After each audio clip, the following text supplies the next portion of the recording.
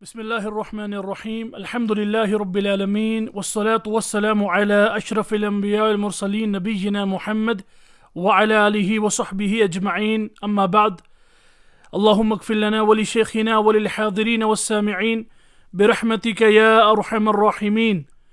بإسناد متصل من شيخنا خالد بن مختار الكشميري حفظه الله تعالى إلى الحافظ الشهير زين الدين أبي الفضل عبد الرحيم بن الحسين العراقي الأصل المهراني ثم المصري رحمه الله تعالى، قال رحمه الله تعالى في ألفيته المسماة بالتبصرة والتذكرة في علوم الحديث، قال رحمه الله تعالى: بسم الله الرحمن الرحيم. يقول راجي ربه المقتدر عبد الرحيم بن الحسين الأثري: من بعد حمد الله ذي الآلاء على امتنان جل عن إحسائي، ثم صلاة وسلام دائم على نبي الخير ذي المراحم، فهذه المقاصد المهمة توضح من علم الحديث رسمه، نظمتها تبصرة للمبتدي تذكرة للمنتهي والمسند، لخصت فيها ابن الصلاح أجمعه وزدتها علما تراه موضعه، فحيث جاء الفعل والضمير لواحد ومن له مستور، كقال أو أطلقت لفظ الشيخ ما أريد إلا ابن الصلاح مبهما، وإن يكن الاثنين نحو التزما فمسلم مع البخاري هما، والله أرجو في أمور كلها معتصما في صعبها وسهلها. بسم اللہ الحمدللہ والصلاۃ والسلام علی رسول اللہ وعلی آلہ وصحبہ اجمعین، اما بعد.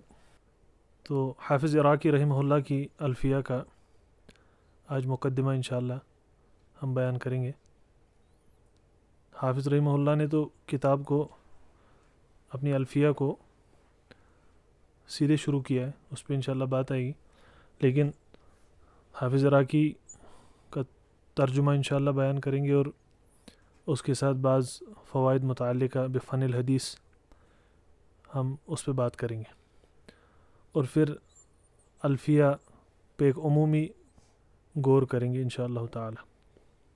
تو میں سیدھے عنوان پہ آتا ہوں. حافظ عراقی عبد الرحیم بن الحسین ان کا نام ہے رحمہ اللہ، منتقل مصر ہوئے، اور علم اور ان کی جو ہے تربیہ ساری وہ مصر میں ہوئی، اور مصر میں ان نے اخذ شیوخ وغیرہ سے کیا. 725 ہجری میں ان کا جو ہے مولد ہے، پیدائش ان کی 725 ہجری میں، بالکل شیخ الاسلام ابن تیمیہ رحمہ اللہ کی وفات سے پہلے. اور بچپن سے ہی یہ علم کے ماحول میں رہے تھے، اور ہم ان کا ایک ہلکا سا تعارف کریں گے تاکہ ہمیں مؤلف رحمہ اللہ کے بارے میں معلوم ہو، اور طالب حدیث جو بھی ہو، طالب علم جو حدیث کا ہو، وہ غنی نہیں ہے حافظ عراقی رحمہ اللہ کی کتب سے. اور دروس میں الفیہ کے جب بھی میں حافظ کہوں تو وہ حافظ عراقی خود ہے. تو ان نے کثیر شیوخ سے اخذ کیا ہے اور کثیر شیوخ سے سنا ہے، اور بچپن سے ہی متعلقہ بفن الحدیث رہے ہیں پہلے سے. ابن عبد الحادی رحمہ اللہ جو ہیں شیخ الاسلام تیمیہ کے سپہ سالار، صاحب صارم المنکی اور تنقیۃ تحقیق اور العقود الدریہ جن نے لکھی ہے، ان پہ ان نے صحیح مسلم کو کامل سنا ہے حافظ عراقی نے. ان کے بعد بہت سارے شیوخ ہیں، اور وہ تراجم میں آپ دیکھ سکتے ہیں، اور ان کے تلامذہ اور ان کے طلبہ بھی کثیر تھے. سب سے شہیر اور سب سے مشہور ان میں سے ہمارے حافظ ابن حجر ہے رحمہ اللہ تعالی. اور یہ کتاب الفیہ جو ہے، اس کو حافظ نے ان پہ 2 بار قرات کیا، جو ہمارے سامنے آج متن ہے. تو حافظ عراقی کے سب سے شہیر اور سب سے مشہور طالب علم حافظ ابن حجر ہے، اور اس سے آپ کو خود سمجھ آنا چاہیے کہ وہ ان کو شیخ اور شیخنا کہہ کر اپنی تصانیف میں لکھتے ہیں. اور جو نکت علی کتاب ابن صلاح حافظ ابن حجر کی ہے، اس پہ جب وہ رمز عین کرتے ہیں تو وہ اصل میں حافظ عراقی پہ تعلیق کر رہے ہوتے ہیں، اور جب صاد کرتے ہیں تب ابن صلاح پہ تعلیق کر رہے ہوتے ہیں، کیونکہ ابن صلاح کی کتاب پہ حافظ عراقی کی التقید والایضاح ہے، اس کو کہتے ہیں نکت عراقی. تو حافظ ابن حجر نے کیا کیا، نکت علی کتاب ابن صلاح ان کی ہے، لیکن اس میں نکت عراقی پہ بھی تعلیق ہے. تو اصل میں نکت علی کتاب ابن صلاح میں 2 کتب پہ تعلیق ہے، ابن صلاح کی کتاب پہ اور ابن صلاح کی کتاب پہ جو حافظ عراقی نے تعلیق کی ہے اس پہ. اس کے سوا نکت زرکشی وغیرہ بھی ہیں. تو حافظ ابن حجر فرماتے ہیں رحمہ اللہ کہ املا کی جو اہل الحدیث کے نزدیک املا کا جو طریقہ تھا وہ ابن صلاح کے بعد جو ہے کمزور ہو چکا تھا. پھر حافظ ابن حجر فرماتے ہیں کہ املا کو پھر سے زندہ حافظ عراقی نے کیا اور اپنی مجالس میں املا کو شروع کیا اور طلبہ لکھتے تھے. تو املا کی سنہ کو زندہ کرنے والے حافظ عراقی ہیں، اور ان کی کثیر مؤلفات بھی ہیں.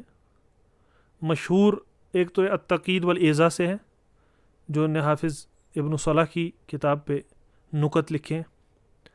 الفیہ عراقی بھی ہے، اور اقتراح جو ابن دقیق العید کی ہے اس کو بھی ان نے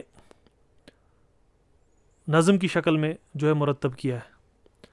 الفیہ غریب قرآن پہ بھی ان کی ہے، اور الفیہ قرآن پہ بھی ہے ان کی علوم پہ. اور انہیں تکملہ لکھا ہے حافظ عراقی نے رحمہ اللہ. شرح ترمذی کا ابن سعید الناس کی جو شرح ہے وہ مکمل نہیں ہے، پھر اس کا تکملہ حافظ عراقی کا ہے باب السعید سے. تکملہ کس کا ہے؟ حافظ عراقی کا. ابن سعید الناس کی شرح ترمذی کا تکملہ حافظ عراقی کا. اور انہیں احیاء علوم الدین کی احادیث کی تخریج کی، پھر اس کا جو ہے اس کی چھوٹی شکل المغنی اس کو کہتے ہیں، وہ تخریج احادیث الاحیاء ہے. علوم الدین اس کے احادیث کی تخریج ہے. اور یہ ان کی بعض جو ہے مؤلفات ہیں جن سے بہت زیادہ مشہور ہے پورے عالم میں. اور حدیث کے معاملے میں تو جو الفیہ کا مقام ہے حافظ عراقی کا وہ الفیات میں فرید ہے.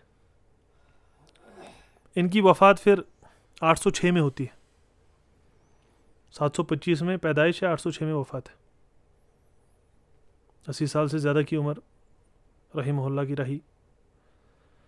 اور عجیب معاملہ ہے، 806 میں ان کی وفات ہے، 805 میں بلقینی کی وفات ہے، 804 میں ابن ملکن کی وفات ہے. 3 ائمہ 3 سال میں وفات پا گئے. 804 میں ابن ملکن صاحب البدر المنیر. بدر المنیر سے ابن ملکن کو سارے جانتے ہیں، لیکن ان کی جو کتاب ہے جو فرید ہے اور جس سے حافظ ابن حجر نے کثیر اخذ کیا ہے وہ ہے التوضیح لشرح جامع الصحیح. ابن ملکن کی التوضیح لشرح الجامع الصحیح، صحیح بخاری کی شرح التوضیح، بہت ضخیم اور بڑی شرح ہے، 25 مجلد سے زیادہ ہے.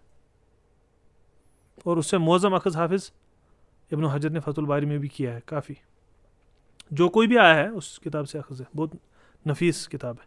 اور البدر المنیر تخریج کی امہات میں ہے وہ البدر المنیر. 804 میں ان کی وفات، پھر 5 میں بلقینی کی اور 6 میں حافظ عراقی کی رحمۃ اللہ علیہ. تو یہ مختصر سا ان کے بارے میں تعارف تھا کہ کہاں تھے، کون تھے. اور وہ مدینہ النبویہ علی صاحبہ الصلاۃ والسلام وہاں قاضی بھی رہے حافظ عراقی. تو ان کا مقام بہت تھا، بڑا تھا اور عظیم الی یومنا ھذا. اب اس کے بعد ایک کتاب جو ان کی ہے جس کو ہم اب کتاب ہی کہتے ہیں ورنہ ہے الفیہ، قصیدہ ہے. یہ ان نے لکھی جو ہے اصل میں بدایت میں لکھی ہے، مطلب عمر ان کی تب قریب 40-45 سال، ایسے 43، 40 کے بعد 3 سال ان کی عمر تھی جب انہوں نے کتاب لکھی. اس کے بعد قریب 40 سال زندہ رہے رحمہ اللہ، لیکن اتنے زیادہ فن میں راسخ تھے کہ وفات سے 40 سال پہلے کتاب انہوں نے لکھی تھی، ورنہ مؤلف اخیر عمر کی ہوتی ہے. لیکن سلف کے نزدیک اور جو قرون وسطیٰ کے علماء ہیں ان کی مؤلفات، جیسے بخاری رحمہ اللہ، مؤلفات ساری پہلے ہیں، 30 کی عمر سے پہلے 25 کی عمر سے پہلے مؤلفات ہیں،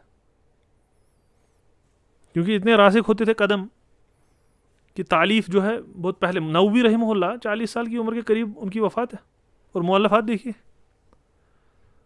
تو ان نے اس تعلیف کو بہت پہلے کیا ہے. اب اس کو الفیہ عراقی کا نام جو ہے عمومی کہا جاتا ہے، ورنہ اصل میں ہم اگر خلال الفیہ دیکھیں اس کا نام وہاں سے نکلتا ہے التبصرہ والتذکرہ فی علوم الحدیث، اور اس کے ابیات آپ کے سامنے بھی گزرے بھی ہیں کہ یہ تبصرہ ہے مبتدی کے لیے اور تذکرہ ہے منتہی کے لیے.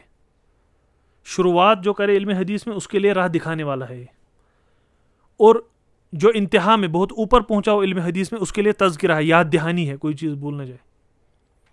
لیکن جو شراح آئے اس کے بعد، اس کو مثلا سکھاوی نے کہا فتح المغیث فی شرح الفیۃ الحدیث. الفیہ اس کو کیوں کہتے ہیں؟ کیونکہ الف کی طرف نسبت ہے، ہزار کی طرف. ہزار کی طرف نسبت کیسے ہے؟ کیونکہ اس میں 1002 ابیات ہیں، 1002 ابیات، اور غلبہ یہ ہے کہ 1000 کی طرف اس کو نسبت دی جا سکتی ہے، 2 ابیات سے کوئی فرق نہیں پڑتا. اور اس میں خود اپنا نام جو ہے بیان کرتے یقول راج ربہ المقتدری عبد الرحیم ابن الحسین العصری. عبد الرحیم ابن الحسین ان کا نام تھا. تو نسبت جو ہے کتاب سے خود واضح ہو جاتی ہے. نسبت کے بارے میں آپ کو بتا چکا ہوں کہ نسبت کے بہت سارے طریقے ہیں. سب سے اقویٰ طریقہ جو ہے وہ سند ہے، اور اس کتاب کی کثیر اسانید جو ہے الی المؤلف ہمیں ملتی ہے. حافظ ابن حجر نے اس کو خود ہی پڑھا ہے، پھر ان سے آگے چلی ہے کتاب.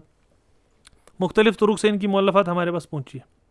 نام کا مسئلہ میں نے کہہ دیا، تبصرہ و تذکرہ، کیونکہ وہ دکھتا ہے. باقی الفیہ للحافظ عراقی، الفیۃ الحدیث، الفیہ عراقی کہتے ہیں، وہ نسبتاً علی کل حال کوئی زیادہ مسئلہ نہیں ہے.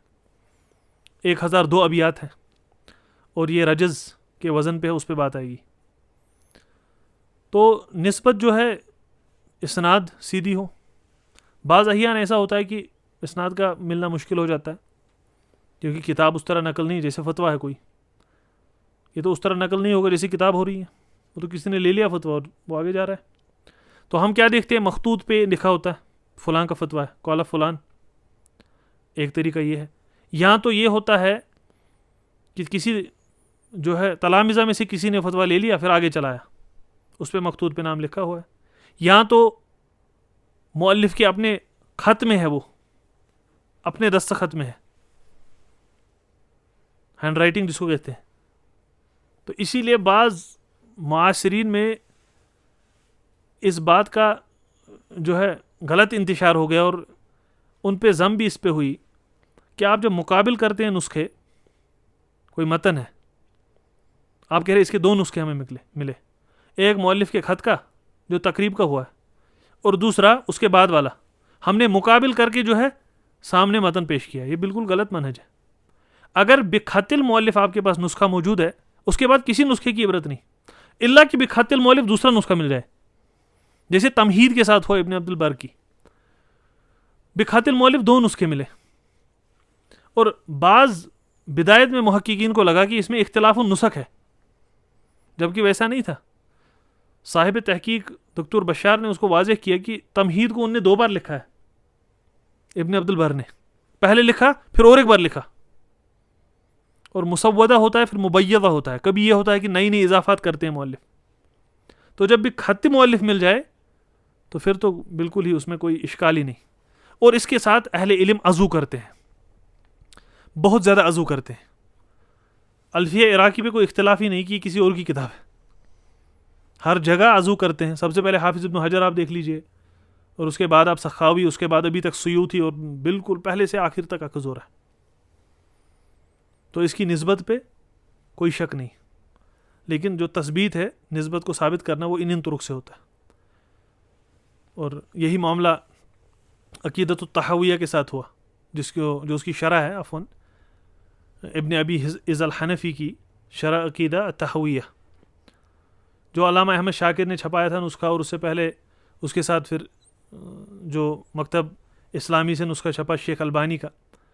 ہر جگہ نسبت نہیں تھی، اور یہ کہا جا رہا تھا یہ مجہول ہے اور یہ ان نے لکھی نہیں ہے تالیف، اس کی کوئی سند نہیں.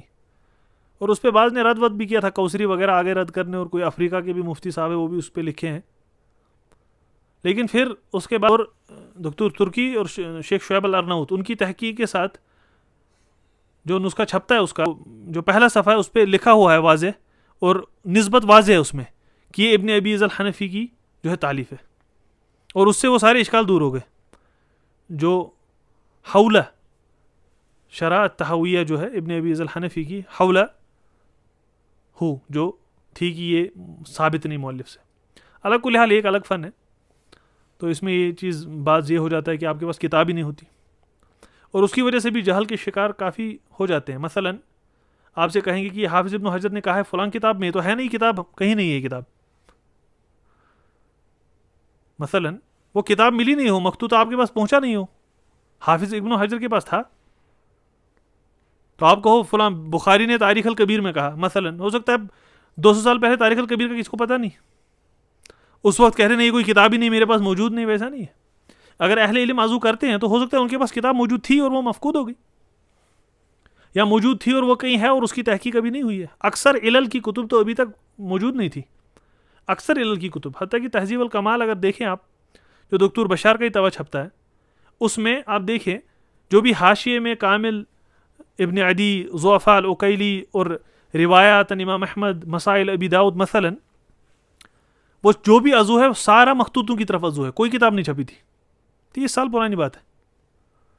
تو کتاب کا وجود جو ہے چھپی ہوئی شکل میں ہونا ایک ہے، اور اہل العلم کے نزدیک کتاب مشہور ہونا ایک اور چیز ہے.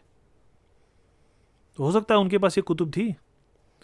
حتیٰ کہ حافظ ابن رجب رحمہ اللہ کی شرح ترمذی صرف شرح علل بچی ہے، ورنہ ترمذی کی کامل شرح ہوئی، ہر جگہ اشارات کرتے ہیں. اور یہ تو کہنا بھول ہی گیا تھا کہ اس سے اقوا اور ایک اقوا طریقہ بھی ہے تثبیت کا کہ مؤلف خود لکھتے ہیں میری کتاب میں فلاں جگہ لکھا ہے میں نے. شیخ الاسلام تیمیہ لکھتے ہیں، امام ابن قیم لکھتے ہیں فلاں جگہ میں لکھا ہے، اس دار التعارض میں لکھا ہے، منہاج السنہ میں لکھا ہے. تو ہم نے نبوات کے وقت جب بات کی تھی اس پہ ہم نے بات کی تھی وہاں. تو میرا کہنے کا مطلب ہے اہل علم کا عضو بھی بہت زیادہ مہم ہے. اس طرح ابانہ وغیرہ پہ بھی بات ہے، وہ کبھی دیکھیں گے ہم. تو نسبت الی المؤلف رحمہ اللہ وہ واضح ہے، اس میں کوئی شک نہیں. اب یہ اسانید کا معاملہ ہوتا ہے جس کو جان لینا مہم ہے. جو اسانید ہے جن سے ہمارے پاس احادیث اور جن سے ہمارے پاس متون اور مؤلفات منقول ہے، اور جو متصلہ ہے من رسول اللہ صلی اللہ علیہ وسلم الی یومنا ھذا، برابر متصلہ اسانید، ان کا معاملہ نقل کے اعتبار سے ہوتا ہے. مثلا صحیح بخاری ہمارے پاس سند سے پہنچی ہے، اسی طرح الفیہ بھی. اس کے لیے طالب حدیث کچھ اسماء یاد کر لے، کچھ نام اور کچھ مسند ائمہ کو اپنے ذہن میں رکھے. مثلا حافظ عراقی کی مؤلفات ہمارے پاس ہمارے شیخ اور علامہ عبد الرحمن بن عبید اللہ الرحمانی المبارک پوری رحمہ اللہ کے راستے آئی ہے، جو بڑے علامہ ہیں اور مسند آپ ان کو آج مان سکتے ہیں. عبد الرحمن بن عبید اللہ ان کو مسند مان سکتے ہیں آپ. وہ نقل کرتے ہیں اور روایت کرتے ہیں کن سے؟ وہ روایت کرتے ہیں عبید اللہ. کن سے؟ عبید اللہ المبارک پوری الرحمانی، ان سے وہ نقل کرتے ہیں، اور ان کی اسناد جڑتی ہے علامہ اور فقی اور محدث محمد عبد الرحمن المبارک پوری صاحب تحفۃ الاحوذی. جو عبید اللہ ہے رحمہ اللہ وہ صاحب مرآۃ المفاتیح ہے. ان کا اجازہ اور ان کی سند جڑتی ہے کس سے؟ صاحب تحفۃ الاحوذی سے، عبد الرحمن المبارک پوری. عبد الرحمن مبارک پوری سے اور احمد اللہ دہلوی سے، دونوں سے. اور عبد الرحمن جو ہے رحمہ اللہ صاحب تحفۃ الاحوذی جو اسوۃ المحدثین ہے، کیونکہ تحفۃ الاحوذی کی شہرت جو ہے عالم میں آپ کو معلوم ہے، اور کسی طالب علم کا مکتبہ نہ ہو الا کہ اس میں تحفۃ الاحوذی ہو. یہ یاد رکھیے، ہر کوئی طالب حدیث تحفۃ الاحوذی اپنے پاس رکھے. اب اس کے طبعات جو ہے دارالسلام سے بھی چھپتا ہے اور دارالحدیث قاہرہ سے بھی، دونوں طبعات قیم نہیں ہے، اچھے طبعات نہیں ہے، لیکن اب جو موجود ہے تو وہی لینا پڑے گا۔ ان نے قراءتاً علامہ نذیر حسین محدث دہلوی سے اسانید حاصل کی ہے، صاحب تحفۃ الاحوزی نے، اور احمد اللہ نے بھی رحمہ اللہ، صاحب تحفۃ الاحوزی کی ہم بات کریں گے۔ ان نے علامہ نذیر حسین محدث دہلوی، نذیر حسین محدث دہلوی نے علامہ اور محدث محمد اسحاق دہلوی سے، محمد اسحاق دہلوی نے اپنے نانا جان عبد العزیز دہلوی سے، عبد العزیز دہلوی نے امام اور مسند اور علامہ اور صاحب الحدیث فی الہند شاہ ولی اللہ محدث دہلوی سے، اور شاہ ولی اللہ نے رحمہ اللہ نے ابو طاہر کردی سے رحمہ اللہ، ابو طاہر کردی سے اٹھ کے سند بابلی تک جاتی ہے، بابلی، اور ابو طاہر کردی سے پہلے اتنا تو ذہن میں رہا نہیں، ہم نے کہا کہ ہمارے پاس جو مؤلفات ہے وہ علامہ عبد الرحمن، بعض اسانید سے اور آئی ہے لیکن میں صرف اس وقت مسند کی بات کر رہا ہوں، ابو زہیر عبد الرحمن بن عبید اللہ المبارک پوری، ورنہ شیخ زہیر اور باقی علماء کے رستے آئی ہے، لیکن آپ کو میں ایک رستہ بتا رہا ہوں۔ ان نے اپنے والد صاحب سے عبید اللہ المبارک پوری سے، ان نے صاحب تحفۃ الاحوزی سے عبد الرحمن المبارک پوری سے، ان نے سید نذیر حسین محدث دہلوی سے، ان نے محمد اسحاق دہلوی سے رحمہ اللہ، ان نے عبد العزیز دہلوی سے، ان نے شاہ ولی اللہ سے رحمۃ اللہ علیہ، اور ان نے ابو طاہر کردی سے۔ یاد رکھیے گا یہ رستے جو ہیں بعض مسندین پہ رکتے ہیں، یہاں سے سیوطی اور زکریا الانصاری ان دو پہ رکتی ہے اسانید، اور وہاں سے آگے جا کے پھر اسانید اور مسندین پہ رکتی ہے جن کا انشاءاللہ میں ذکر کروں گا۔ اب دہلوی نے رحمہ اللہ، شاہ ولی اللہ نے، ان نے اپنی جو اسانید ہے اس پہ مستقل کتاب لکھی ہے، ان نے مستقل کتاب جو ہے اسانید پہ لکھی ہے، وہ مستقل کتاب الارشاد الی مہمات الاسناد، یہ ان کی کتاب ہے۔ ابو طاہر کردی وغیرہ کا رستہ انہوں نے لایا ہے، سیوطی پہ رکتے ہیں پھر آگے جاتی ہے سند۔ اور جو یہ صاحب تحفۃ الاحوزی ہے، یہ یمن کے ایک عالم تھے، ان کا نام حسین بن محسن الیمانی، حسین بن محسن الیمانی، حسین بن محسن الیمانی نے، یہ ایک دوسرے عالم تھے اور مسند تھے اپنے وقت کے، محمد بن ناصر الحسنی، ان سے لی ہے۔ محمد بن ناصر الحسنی نے آگے امام شوکانی کے بیٹے سے، اور امام شوکانی کے بیٹے نے احمد بن محمد بن علی، امام شوکانی سے، امام شوکانی سے رستہ جاتا ہے مسند بابلی پہ، کس پہ؟ بابلی پہ۔ بابلی سے آگے رستہ جاتا ہے، یاد رکھیے گا، ابن البخاری اور حجار، یہ دو بڑے مسندین تھے، ابن البخاری اور حجار، اور ابن البخاری اور حجار سے اٹھ کے پھر آگے رستہ جاتا ہے اور وہ امام بخاری اور بڑے بڑے ائمہ پہ رکتا ہے۔ اور شوکانی رحمہ اللہ نے اس پہ مستقل کتاب لکھی ہے، اتحاف الاکابر فی اسناد الدفاتر، اتحاف الاکابر، یاد رکھیے گا، دہلوی کی ارشاد، یہ میں نے آپ کو دو طریقے سمجھائے، آپ یاد رکھیے گا، شوکانی کے رستے بابلی اور اس کے بعد ابن البخاری اور وہاں سے ائمہ۔ یہ میں مسندید کا ذکر کر رہا ہوں، بیچ میں اشخاص ہوتے ہیں ان میں، مسندید کا ذکر کر رہا ہوں۔ تو میں نے آپ کو یہاں سے دہلوی کا رستہ بھی بتایا، طالب علم حدیث کو کم سے کم ہند کا سلسلہ تو یاد ہونا چاہیے۔ اگر ہم امت سند پہ فخر کرتی ہے تو کم سے کم اس کو پتہ ہونی چاہیے نا آئی کہاں سے۔ مختلف طرق آنے کے بہت سارے علماء نقل کر رہے ہیں، لیکن میں نے آپ کو خصوصاً ایک دو اسانید کے بارے میں بتایا، تو انہی اسانید سے متون ہمارے پاس منقولہ ہے، اور یہ ہم ثابت کر سکتے ہیں کہ یہ متن فلاں کا ہے، وہ متن فلاں کا ہے، اس لیے ہمارے پاس کتب محفوظ ہے۔ تو یہ طریقہ تھا جس طرح ہمارے پاس اسانید پہنچی ہے۔ امید ہے آپ کے ذہن میں اس کی تصویر کشی ہو گئی ہوگی۔ تو ہم نے دیکھا کہ حافظ عراقی رحمہ اللہ کون تھے، ان کی وفات کب تھی اور پیدائش کیا تھی اور مؤلفات کیا تھی، بعض اور اس کے ساتھ ہم نے ان کے تلامذہ میں بھی حافظ ابن حجر کا ذکر دیکھا، اور اس کے بعد ہم نے الفیہ کو دیکھا، اور الفیہ کے ساتھ ہم نے دیکھا اس کی نسبت اور نسبت کس طرح ہوتی ہے، اور پھر ہم نے اسناد کا ذکر کیا، کیونکہ علم حدیث اسناد کے بغیر اس کا تصور نہیں ہے۔ الفیات میں اور بعض الفیہ بہت مہم ہے، اس میں الفیہ ابن مالک نحو میں، قال محمد هو ابن مالکی احمد رب اللہ خیر مالکی، ایسے اپنی الفیہ شروع کی، اور اس کے بعد یہ نحو میں حدیث میں الفیہ عراقی، اور دوسری الفیہ سیوطی بھی علماء اس کو بھی رکھتے ہیں، لیکن اس کے ساتھ مقارنہ آگے آئے گا، اس کو ساتھ ساتھ لے کے دیکھیں گے ہم پڑھائی کے دوران، اور اس میں اور الفیہ عراقی میں کیا فرق ہے وہ آگے دیکھیں گے۔ نحو میں ہم نے کہا الفیہ ابن مالک، اس کے ساتھ ابن عقیل اور محمد محی الدین عبد الحمید رحمہ اللہ کا ابن عقیل پہ حاشیہ، بہت نفیس ہے طلبہ کے لیے، بہت مہم ہے، طلبہ پہ لازم ہے یہ کتاب، اس کی دراست ہو چکی ہو، اور بہت بار، ایک بار نہیں بہت بار۔ اور اصول فقہ میں مراقی السعود، اصولی اور علامہ عبداللہ ابراہیم العلوی الشنقیطی، اور اس پہ شنقیطی کی شرح صاحب و اضواء البیان وہ بہت نفیس ہے۔ تو آپ یاد رکھیں، 3 الفیہ آپ اپنے ذہن میں رکھیں، الفیہ عراقی، الفیہ ابن مالک، اور مراقی السعود، اصول فقہ نحو اور حدیث، یہ 3 الفیات اپنے اذہان میں آپ رکھیں۔ اور ویسے الحمدللہ آپ تو متعارف ہیں ان کتب سے، اور ان کے کثیر آپ نے فوائد دیکھے ہیں، ان کی دراست دیکھی ہے، لیکن ہر کوئی طالب علم یہ 3 کتب جو اپنے ذہن میں رکھے۔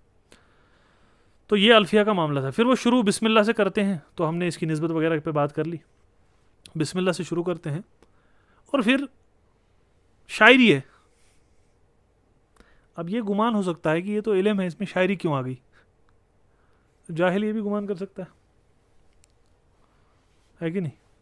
سب سے پہلے وزن کون سا ہے الفیہ کا؟ رجز، جو اس کا وزن ہے، جو اس کا بحر ہے وہ ہے رجز، بحر الرجز۔ بحر الرجز کا جو وزن ہے وہ ہے مستفعیل 6 مرات، 6 بار مستفعیل۔ بحر الرجز میں یہ جو ہے نظم، یہ قصیدہ یا الفیہ کہی گئی ہے، اور رجز کہنے والے کو راجز کہتے ہیں، رجز کہنے والے کو راجز کہتے ہیں۔ اور اخفش وغیرہ نے اور بیہقی نے بھی نقل کیا تھا کہ شاعر الگ ہے، راجز الگ ہے، شاعر الگ ہے، راجز الگ ہے۔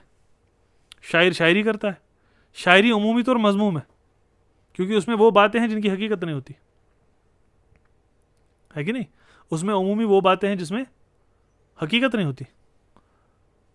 لیکن پھر یہ علوم شاعری میں کیوں لکھے گئے، یہ بھی سوال ہو سکتا ہے، اور شاعری میں بحر پہ کیوں لکھے گئے؟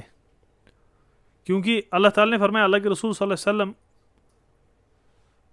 کے بارے میں کہتے ہوئے، بعد اعوذ باللہ من الشیطان الرجیم، فرمایا کہ اللہ تعالیٰ کے رسول جو ہے صلی اللہ علیہ وسلم، وما علمناہ الشعر وما ینبغی، اور کفار کہتے تھے کہ یہ شاعر ہیں، شاعر، مجنون، وہ جو القاب دیتے تھے، اللہ تعالیٰ اس کی نفی کرتے ہیں۔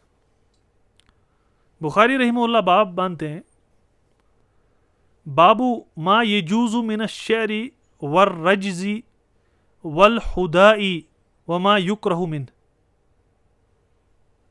باب ما یجوز من الشعر والرجز والحداء وما یکرہ من۔ بخاری الگ کر رہے ہیں شعر اور رجز، بخاری الگ کر رہے ہیں نا، ہے کہ نہیں؟ ایک بات یاد رکھنی ہے، اب پہلے اس پہ بحث ہوگی کہ راجز و شاعر ایک ہی ہے کہ نہیں۔ اگر ہم یہ مان بھی لیں، ہمیں معلوم ہے اللہ کے رسول صلی اللہ علیہ وسلم کے لیے شعر کہنا جائز نہیں، اللہ کے رسول صلی اللہ علیہ وسلم کو شعر نہیں سکھائے گئے، کیونکہ جو ان کو سکھایا گیا فقط وہ قرآن ہے، احد الوحیین۔ اللہ کے رسول صلی اللہ علیہ وسلم سے مروی ہے کہ ان نے ایک بار ان کی انگشت مبارک زخمی ہو گئی، اور ان نے پھر ایک بیعت فرمایا علیہ الصلوۃ والسلام، فرمایا حل انت الا اصبع دمیتی وفی سبیل اللہ ما لقیتی، نہیں ہے تو ایک انگلی الا، ایک انگلی جو جس سے خون بہ رہا ہے، جو زخمی ہے، وہ فی سبیل اللہ ما لکی تھی، اور جو بھی تجھے ہوا ہے یہ اللہ کے راستے میں ہوا ہے. تو بعض نے کہا یہ رجز ہے، جبکہ نبی کے لیے جائز نہیں تھا. تو پھر یہ رجز جو ہے شاعری نہیں ہے، الگ ہے. بعض نے کہا نہیں، اللہ کے رسول صلی اللہ علیہ وسلم کے لیے تو جو ہے شعر جائز ہی نہیں. بعض نے اور کچھ تعویل کہی، جبکہ قرآن حکیم میں بھی بعض آیات آپ دیکھیں گے اس پہ اشکال بات کو ہوگا کہ بہور پہ ہیں، لیکن ویسا نہیں ہے. کیونکہ شعر کی اصل میں سب سے پہلے اصطلاحی طور شعر کیا ہے؟ سب سے پہلے شعر کس چیز کو کہتے ہیں؟ اس سے پہلے کہ آپ کسی کو شاعر کہیں، شعر کس چیز کو کہتے ہیں؟ اور آثار نے اس کو کہا ہے للشعر حد محدود، للشعر عندهم حد محدود. کیا کہا؟ للشعر عندهم حد محدود قول مفید وزنه مقصود. قول مفید شعر کی تعریف ہے. للشعر عندهم حد محدود قول مفید وزنه مقصود.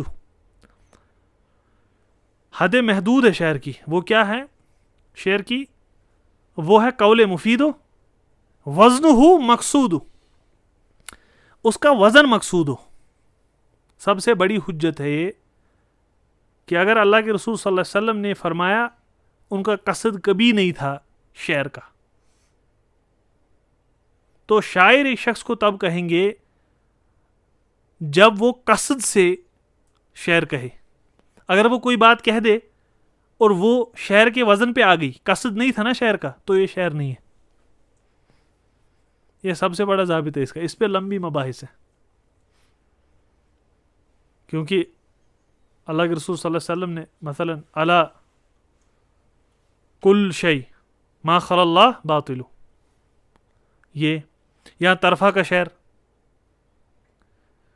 جو ستبدی لک الایام ما کنت جاہلا ویاتی کا بالاخبار من لم تزودی، یہ اشعار کہیں. تو بخاری کا شعر اور رجز کو الگ کرنے کا جو ہے مقصد، اس میں علماء نے اسی طرح بیان کیا.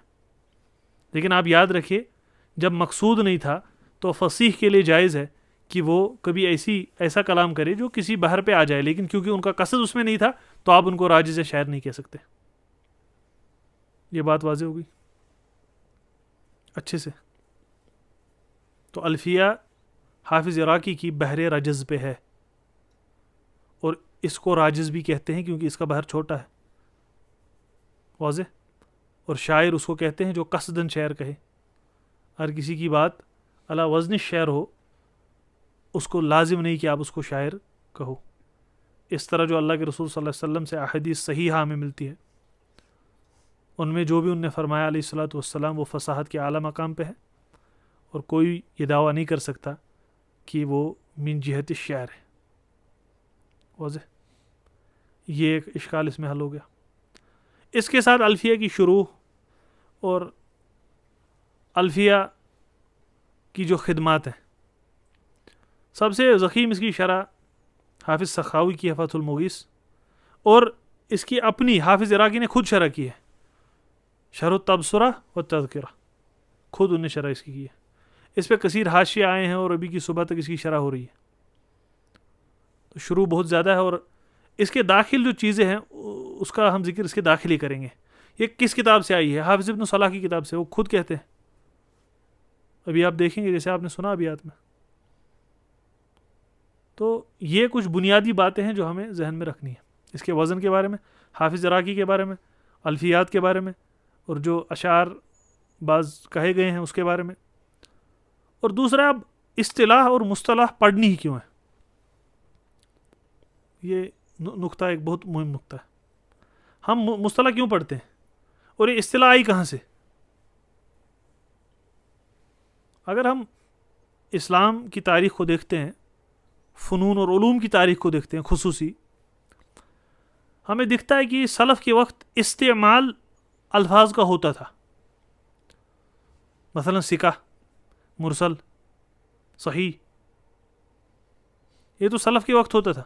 اور ان سب کی بنیاد ہمیں قرآن و سنہ سے ملتی ہے. جرح و تعدیل قرآن حکیم کی آیہ مبارکہ سے نکلی ہے.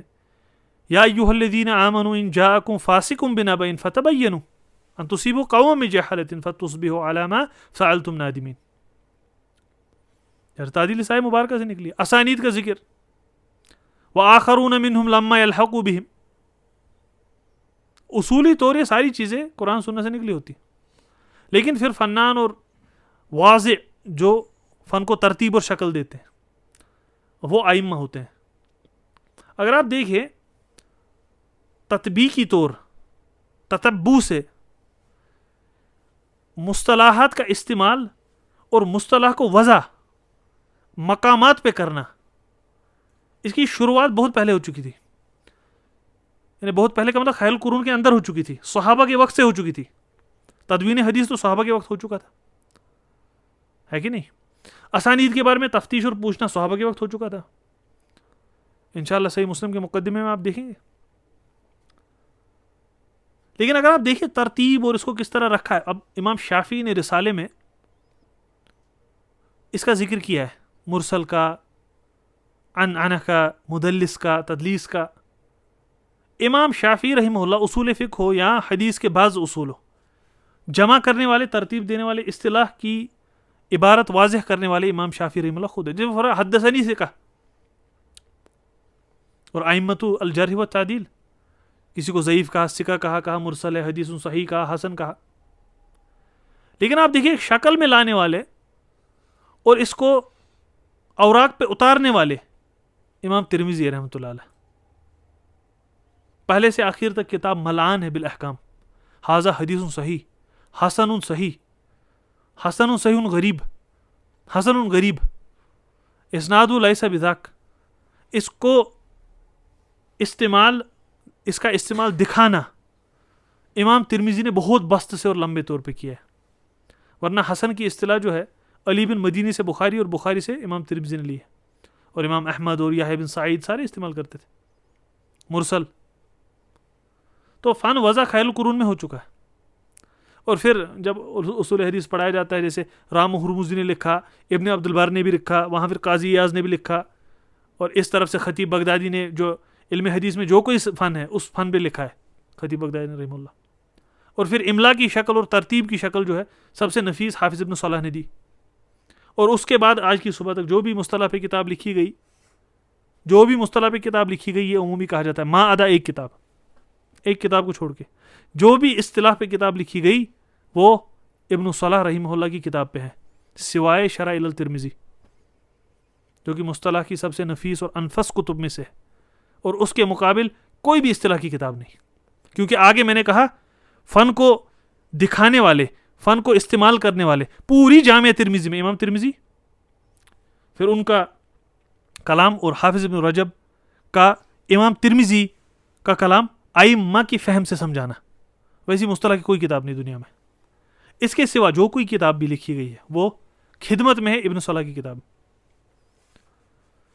تو اصطلاح کی شروعات بہت پرانی ہے, لیکن اس میں اضافات اور اس میں جو ہے تطبیقی اور تحقیقی منہج, اس کو بسط میں لانا حافظ عراقی تک پورا ہو چکا تھا. اس کے بعد بھی دیکھیے, لیکن حافظ ابن حجر نخبہ وغیرہ لکھی, چھوٹے متون ہیں. لیکن اب طالب علم ایک تو اتنی ہمت ہی نہیں کر پاتا کہ وہ الف عراقی کی پہلے تحقیق اور دراسہ کر پائے, اور جب طلبہ ہی نہیں رہے تو پھر جامعات میں بھی اس کو پڑھا نہیں سکتے, کیونکہ بہت سال پڑھانی پڑے گی. کوئی چھوٹا متن پڑھا لیتے ہیں. جامعات کے لیے کتاب نہیں ہے.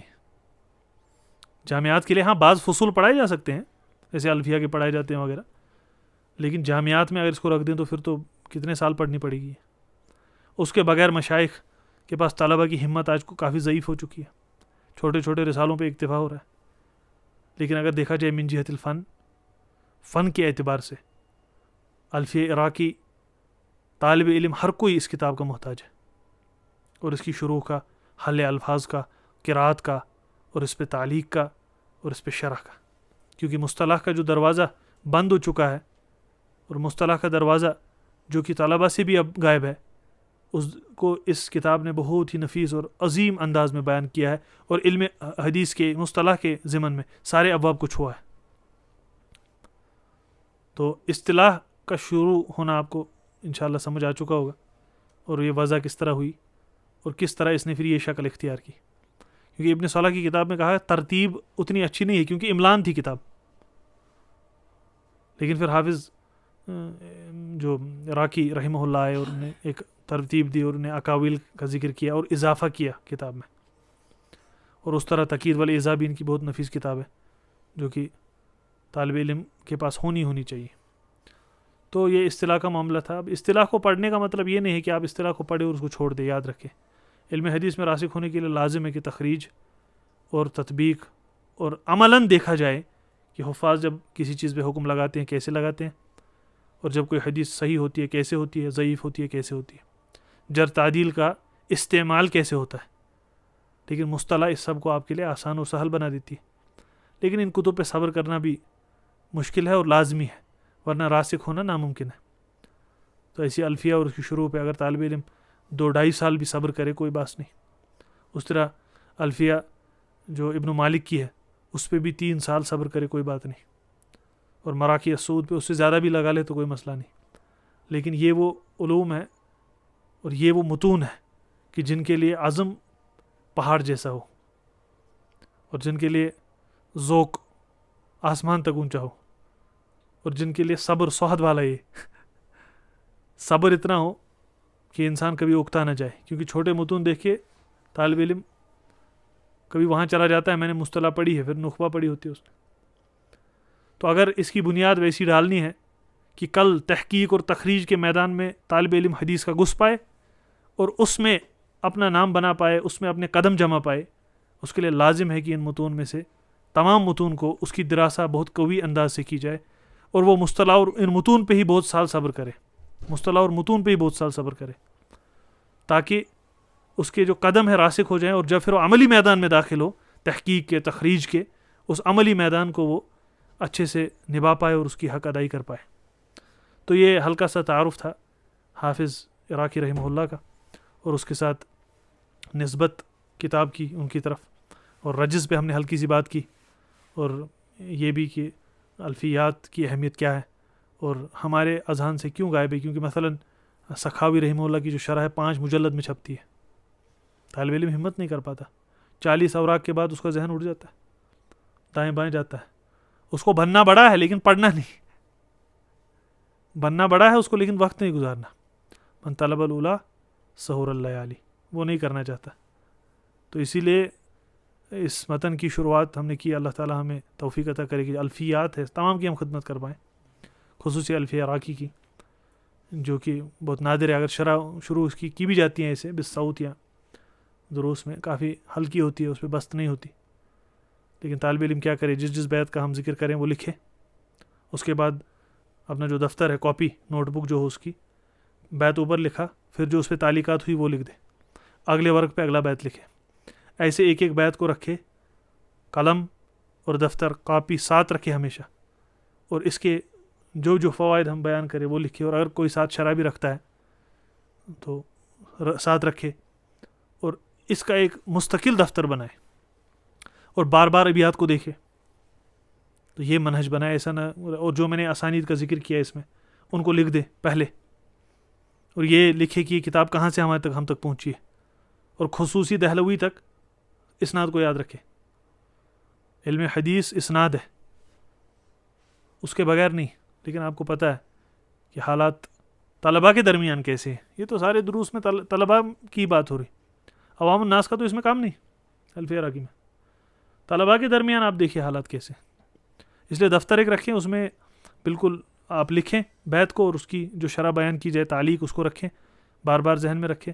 کیونکہ ہم اختلاف جو محدثین ہیں اس میں اصطلاحات میں جو اختلاف ہے انشاءاللہ کوشش کریں گے کہ اس حد تک بیان کر پائیں کہ کوئی بھی شرح اگر آپ اٹھائیں آپ اس کو اچھے سے پڑھ پائیں، اور آپ کے ذہن میں بہت ساری وہ چیزیں پہلے سے ہی ہوں تاکہ اس میں رسوخ ہمیں حاصل ہو. لیکن سفر لمبا رہنے والا ہے، اس لیے صبر کی جو ہے امید سب سے ہے. لیکن یہ ہے کہ جو پھر پھل ایک انسان لیتا ہے. حافظ نے آپ سوچئے 40 سال کتاب کو لکھنے کے بعد اس کو پھر کچھ نہیں کیا، ایسا لکھا گیا تھا اس کو. حافظ ابن حجر جیسی ہستی نے 2 بار پڑھا. اور علماء کی جو ہے ائمہ کی جو ہمت ہے وہ بہت عظیم. حافظ ابن حجر نے 10 مجالس میں 10 ساعات کی 10 مجالس میں صحیح بخاری کو کامل کیا ہے, 2.5 دن میں صحیح مسلم کو. ان کا مقام بہت عظیم ہوتا تھا عزم کے اعتبار سے, اور اسی لیے پھر یہ حدیث اور فنون کے جو ہے ائمہ بنتے تھے. تو طالب علم کے سامنے منہج ان ائمہ کا, اور اس کے سامنے اس کی کتاب ہے اور قلم ہے اور دفتر ہے اور وقت ہے اور صبر ہے. تو اللہ تعالیٰ سے دعا کرتے ہیں کہ علم ہمارے لیے راہ نجات بنے اور وبال نہ بنے, اور اللہ تعالیٰ ہمیں اللہ کے رسول صلی اللہ علیہ وسلم کی حدیث کی خدمت کرنے کی توفیق پوری عمر دے, اور اسی کام کو کرتے کرتے ہماری وفات ہو. وصلی اللہ وسلم علی سیدنا و نبینا محمد وعلی آلہ وصحبہ اجمعین.